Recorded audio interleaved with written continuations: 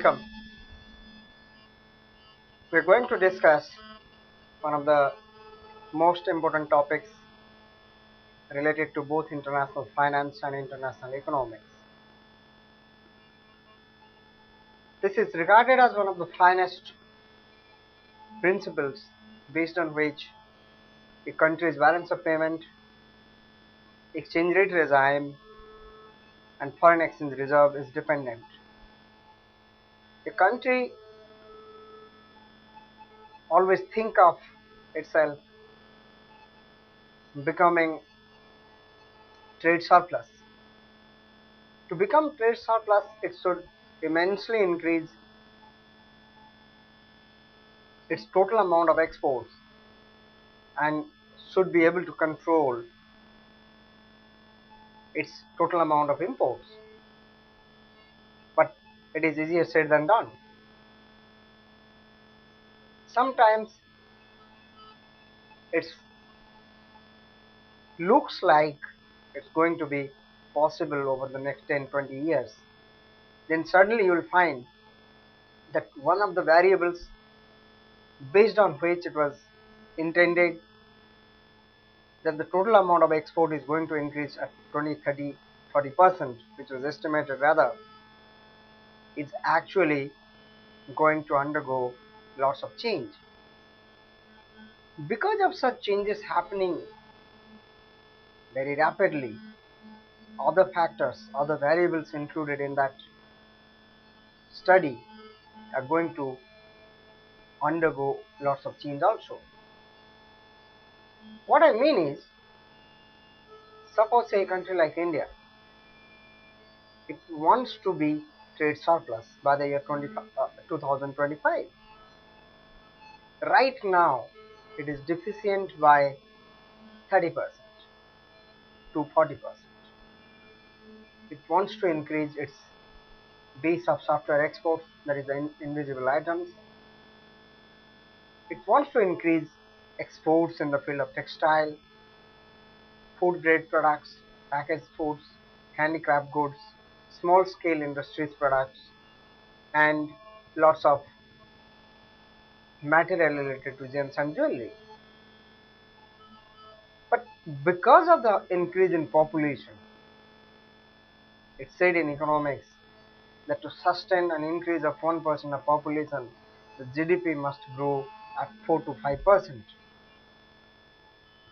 So with India's population increasing by almost 1% every year, you will find it difficult that in 5 years time, 10 years time, your population has gone up by 5 to 8%, thereby increasing the amount of exports that is required and the amount of imports that is required rather, and thereby considerably decreasing the amount of exports that can be made. Because of increase in the populative activity, the demand of each consumable item is going to change.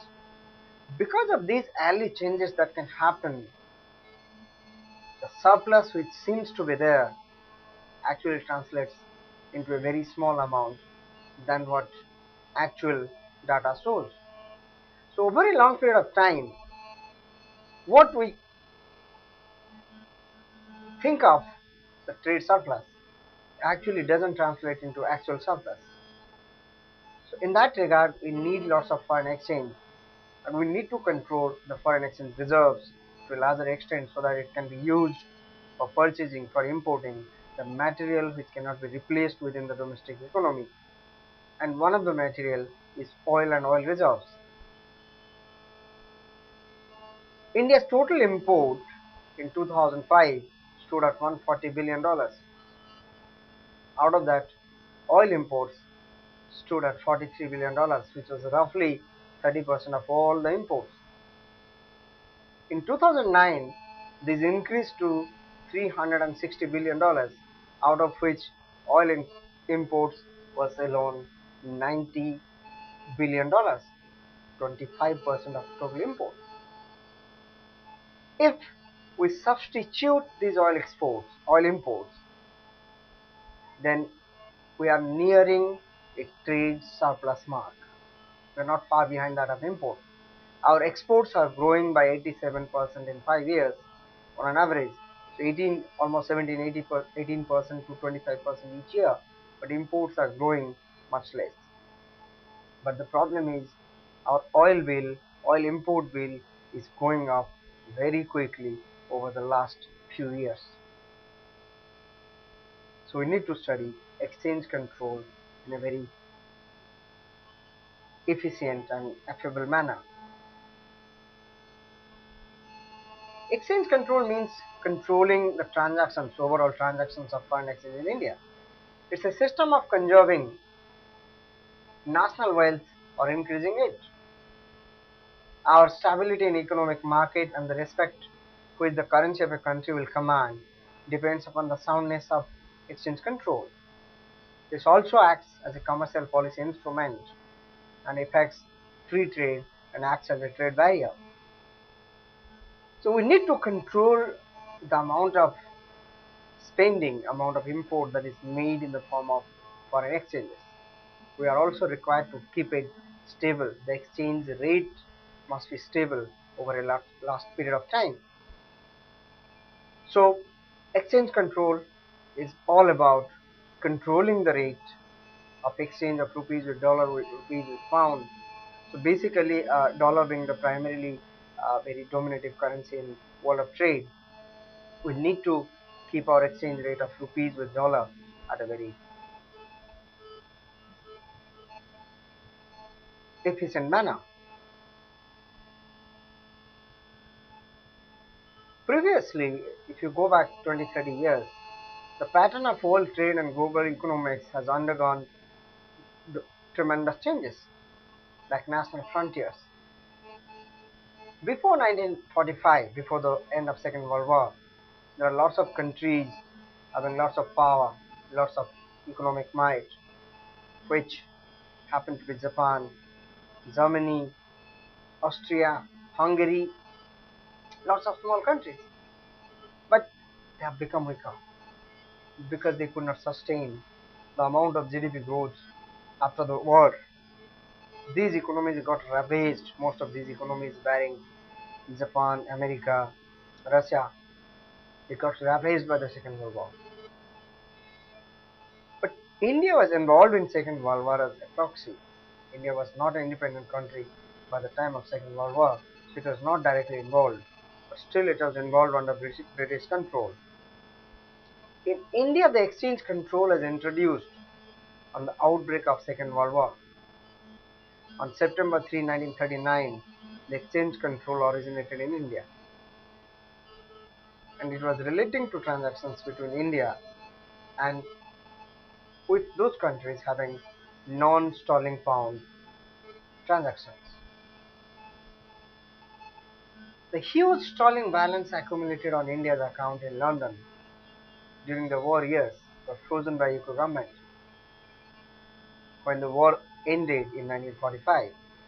After independence, India needed foreign exchange mostly to meet the requirement of its developing economy. It wanted to invest large amount of money in infrastructure, but the freezing by UK affected it. The country's sources of foreign exchange earnings were limited to the exports of a few traditional commodities like tea, jute, etc. So the freezing of sterling balance of India in UK and the needed imports of plant and machinery, raw material, foodstuff, etc. Because the import was very necessary at that point of time because the presence of machinery equipment for manufacturing sector was almost negligible in India. It leads to a very significant and large amount of deficit in India's balance of payment. So even if Indian government was able to borrow large amount of money as a soft loan, foreign aid from outside, it was not simply enough for it to meet the deficit in the BOP. In order to conserve the country's scarce limited foreign exchange and so that the central government be able to use it for the best and the most efficient manner, a scheme of priorities was declared. In 1947, the Foreign Exchange Regulation Act came into effect. Then the operation of exchange control came into effect in 1995 with the introduction of Foreign Exchange and Manufacturing Act. Foreign Exchange and Management Act (FEMA) has replaced Foreign Exchange Regulation Act from 1995 onwards.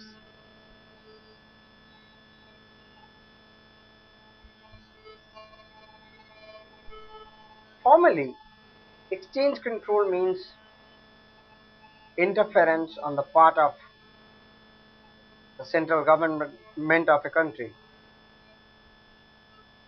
regarding every transaction in the course of exports and imports, so that the government should be able to control the inflow and outflow of foreign exchange from or to the country. This kind of control actually extends over a wider area, covering import and export of goods and services, remittances from the country and remittances to the country, inflow and outflow of capital, rate of exchange, methods of payment, maintenance of balance in foreign centers, acquisition and holding of foreign securities, and financial relationship between residents and non-residents.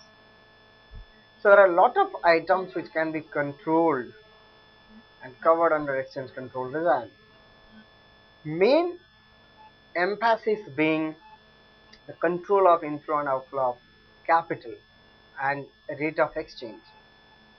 A stable exchange rate helps the economy to gather its steam against a very powerful currency like dollar and a also nearing very powerful control currency like euro. Indian economy has come to such a point that its economy, its corporate powers has started gaining access to international market in a very big manner. And India is one of the largest markets in terms of consumption. Every company, every manufacturer worth of its salt would like to have a foothold in Indian economy. You name it, they will be here. You name Audi, you name Rolls-Royce, you name Boeing, Apple, Dell, General Motors. Everybody wants to do business in India. So when large companies with sizable number of products wants to gain a foothold in India, Indian economy, they would like to invest here. When they like to invest here, they will bring the investment in the terms of foreign exchange. These foreign exchange are very important to our economy. We like them to create the infrastructure we lack.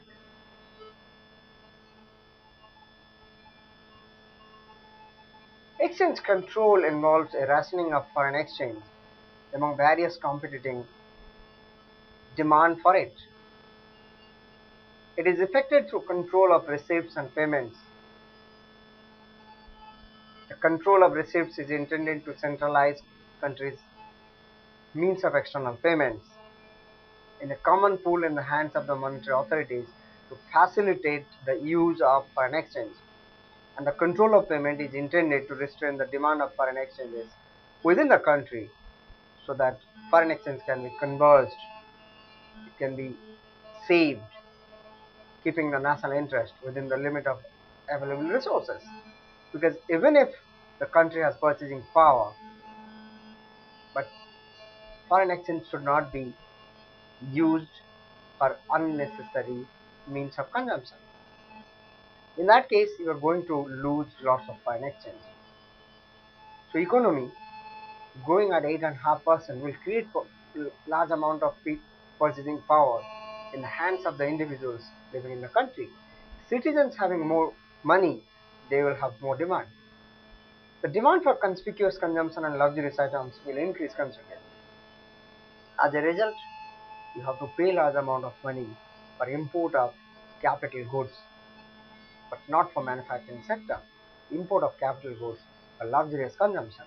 That is going to be drained on the foreign exchange reserves of this country. The main object of exchange control is to maintain the value of country's currency in terms of other currencies and to bring about and to keep an equilibrium in the country's balance of payment if possible. So the main objective is to maintain a specific desired exchange rate. Exchange control also measures the strength of government influence over a number of areas. For instance, control over foreign exchange transactions and resources would facilitate the augmentation of resources of certain strategic needs like defense. You need to purchase aeroplanes, submarines, aircraft, missiles. You need lots of foreign exchange because they have to be purchased from defense industries working outside.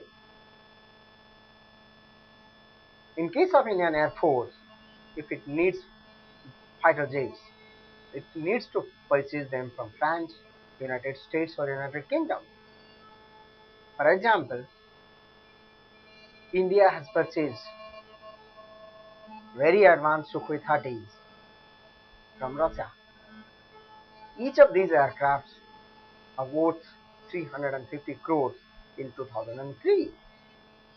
The Mirage aircraft purchased by India, which can fly at the highest peak, Mount Everest, without being hunted, are worth 300 crores each. In current market price, they will be worth 600 crores each. Now India has given a order to one of the French fighter jet manufacturers known as Rafale for purchase of 60 aircraft, which is worth 20 billion pounds. That's a lot of money for a large country like India. Even if the economy is growing, this is large amount of money because this money, instead of being spent in defense, can actually be spent for the development of education, for the development of health, for the development of road infrastructure, etc. But we need to be safe and secure. So we need money to strengthen the hand of the government. The objective is also to conserve foreign exchange, which can be utilized in situations which requires urgent action on the part of the government and for valuable use through planning mode. We require to build new bridges, new airports, new schools, new hospitals. We need money. The need for Indians and for India also, overall, if you just overlook individual consumption pattern, the need for India to purchase BMWs and Audis is not that important. We can use that money to create more factories, more productive assets, more roads, more schools. These will create human capital as well as capital assets. Exchange control is also used for capital flight restrictions. Capital flight means when there is substandard situation happening in the economy and the investors, instead of reinvesting their money, the dollars and pounds in India, want to take it back. Exchange control comes into play. Exchange control can be employed to prevent the flight of capital from one country and to regulate normal day-to-day capital movement. If adequately implemented and enforced, exchange control can highly control the erratic outflow of capital. It can control because you can put a stop to the withdrawal of money by foreign institutional investors by creating conducive environment for reinvestment. One of the main objective is improve balance of payment situation. The balance of payment situation can be improved by improving balance of exports, balance of trade. Balance of invisible items are already in surplus. So balance of payment of A developing country like India needs urgent action from the point of view that if it is able to improve the BOP situation, it can reinvest lots of money in general infrastructure projects. To maintain a stable exchange rate equilibrium, I have already discussed this thing. To curb conspicuous consumption, we need to conserve foreign exchange.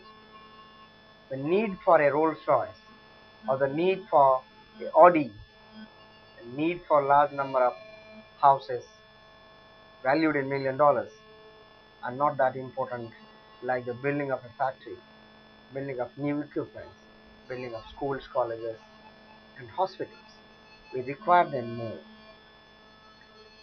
The exchange control can also come handy to control speculative businesses, to make possible the essential import. You need general medicinal import, you need money for that. Lots of medicines for cancer research, for biological research, biological disease is not made in India. We need a lot of money to import them. To regulate foreign companies, exchange control can regulate foreign countries working in India. We may put a stop when put a stop to the process when they're actually going to withdraw money from India and not reinvest. We can persuade them to reinvest and keep on reinvesting in India. The same thing can be used to regulate exports and transfer of securities. Transfer of securities means if a FII, foreign institutional investor, is coming into India, it is going to invest, purchase suppose the share of TCS or Infosys or Reliance. So when he purchases shares, that is not a portfolio investment because he is investing into the stock exchange directly. But when he decides to sell, when the FII decides to sell, it is an outflow of funds. We can stop some of the outflow funds which is not desirable. To exchange control will also enable the government to pay back the loans which are taken as soft loans and loans from International Monetary Fund and World Bank, which was taken in the first place for infrastructure development. Exchange control can also enable the government to have a role to freeze foreign investments and repatriation of funds. This is the primary motive because in normal circumstances, a company which comes into India with large amount of investment, invests here and gets large amount of profit, sells the shares and goes out. It takes all the profit it makes out of India. So you can stop that company from closing its business and selling the shares to another company. Sometimes exchange control can be used for stopping of repatriation of funds and they can be asked to reinvest the money wherever possible. Besides control on the export and import of goods, there are other uses for exchange control. Control of the exchange rate. We can follow the fixed exchange rate regime or pegging of exchange rate regime. Fixing currency areas, which means fixing the currencies in which payment of imports and exports can be made. Such fixing by restricting the convertibility of home currency in terms of other currencies helps the growth of foreign exchange resources in approved currency. So we can, as an economy, India can fix its payment or receipt of payments or payments to be made in the term of dollars only. So that helps to recharge the dollar reserves in India. Similarly, bilateral agreements, which means trade agreements between two countries, contracted specifically for the purpose of avoiding balance of payment deficit. So we can make use of foreign exchange control to help the bilateral agreements reached between two countries involving the same currency. The exchange control policy is determined by the Ministry of Foreign Trade, Government of India, on the basis of Foreign Exchange Regulation Act 1973 and then Foreign Exchange Management Act 1995. The primary activity of working on the exchange control lies with the foreign ministry, Ministry of Foreign Trade, part of foreign ministry. Uh, Ministry of Finance, and also with Reserve Bank of India. As the custodian of all the reserves, all the incomes and expenses of central government, the Reserve Bank has the primary objective and primary work of conserving, receiving and spending and paying according to instruction of the central government of India in relation to various kinds of exports and imports. If required, the Reserve Bank of India is also empowered to advise the government regarding the policy. Various types of transactions which are affected by the Foreign Exchange Regulation Acts are the purchase of and sale of and dealing in foreign exchange and maintenance of balances, purchase and sales of foreign exchange, export and import of currencies, checks, drafts, traveler checks, other financial instruments like securities, jewelry, etc. Import formalities and procedure for realization export. So basically, this is about receipt of foreign exchange in exchange of exports and payment of foreign exchange in exchange of imports. Apart from that, purchase and sale of securities also generate inflow and outflow of foreign exchanges. So these are the primary transactions which are going to be controlled and monitored. Transfer of securities between residents and non-residents, and acquisition and holding of foreign securities. Payments to non-residents or to their account in India. If non-residents residing outside want to transfer money with their own while they remain in a foreign land, can be transferred to India through dollars or pounds only. If a Indian citizen wants to travel outside, he needs to spend, he needs to convert his rupees into foreign currencies. Branches of foreign firms, FDI, foreign direct investment, foreign agents, joint ventures, they are also going to be regulated through exchange control. Foreign nationals and acquisition of property outside India by Indians both require payment of foreign exchange to the foreign nationals and to the Indian citizen if it requires to purchase assets outside India. So this involves payment of foreign exchange also. Every person or firm or company or any authority in India earning foreign exchange expressed in any currency other than currency of Nepal and Bhutan is required to surrender the foreign exchange to an AD and obtain payment in rupees within 3 months from the date of acquisition. This will help controlling forex, which means if you are a person in India, individual, company, a partnership firm, or any government authority or private authority, or even a local authority, it has earned foreign exchange, it has earned foreign currency, except Nepalese and Bhutanese currency, it must submit all the foreign exchange earned through whatever means with the additional director and obtain payment in exchange of the currency deposited in Indian rupees convertible at that point of time. If it doesn't show, then he or the company will be punishable under Foreign Exchange Management Act 1995. But there are certain exceptions. Foreign exchange held by ADs, RBI authorized forex dealers, NRIs, lawful income outside India, coins for numismatic purpose, and forex for personal purpose up to $500 are exempted from being deposited. These currencies are not required to be deposited because they are pre-authorized to be kept with certain individuals because of permitted activities. The export of goods other than those essentially needed for use within the country or under deferred payment arrangement is free, which means the exchange payment can be made without any permit or license or pre-permission. But the exporters are required to declare the FOV, freight on board value of the goods before they are shipped, and should be lodged with the shipping document for the collection of export proceeds with the AD.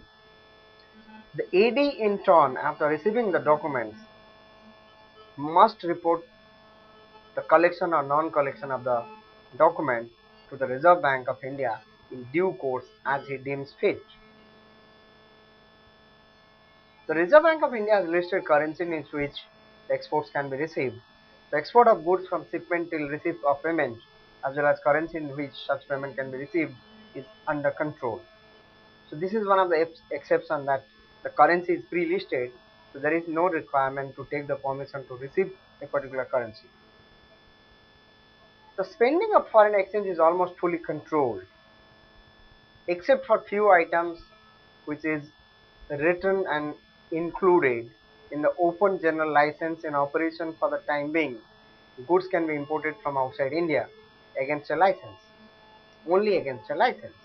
Such licenses are issued by import trade control authorities. The receipt into India of goods of a value equivalent to the amount of foreign currency paid out abroad is looked after by the Reserve Bank. If a thing is purchased while outside India and paid in foreign currency and then being brought into India, a document has to be filed with the Reserve Bank of India by the person, individual, or company or a partnership firm in the due course, which is within 6 months from the date of purchase or transfer to India, whichever is earlier. The licensing authority for the import of services or for remittances otherwise than in the payment of imported goods or for the foreign exchange required for foreign travel is Reserve Bank of India, and in some cases the Government of India. The control is exercised through permits granted by the Reserve Bank against an application on a prescribed form. So if a person of Indian origin, an Indian citizen, is requiring foreign exchange for travel abroad, either an individual requirement as a tourist or on an official visit, can apply to Reserve Bank of India on an application form for the conversion of rupee into the desired currency. The issue of forex, foreign exchange in any form, such as travelers' checks, notes and coins, to the persons resident in India, even under instruction from an overseas branch, requires prior permission of Reserve Bank of India. So without the certificate being shown, the issue of forex is almost pretty difficult for the company. So exchange control, we have seen that exchange control is put in place. It's very important that every country control its currencies, the availability of currency, receipt and outflow of currency, so that the currency's rate of exchange is held at a particular firm level. If the currency is allowed to fluctuate too much, downward and upward trend included, which means appreciation and depreciation both included, it will be pretty difficult for the company and the country to build forex reserves. So forex is a very important term, very important item in the agenda of the central government of each country, and with the help of the central banks of that country, you are required to keep a tab on the inflow, outflow, conversion of currencies at every point of time. There are a lot of transactions that is covered under the foreign exchange control regime, and the type of foreign exchange that is going to be utilized in the form of international trade. We are going to study them under foreign exchanges and exchange regimes. But till then, keep on reading, keep on finding extra facts, and be ready with all the details. Till then, thank you. Thank you very much.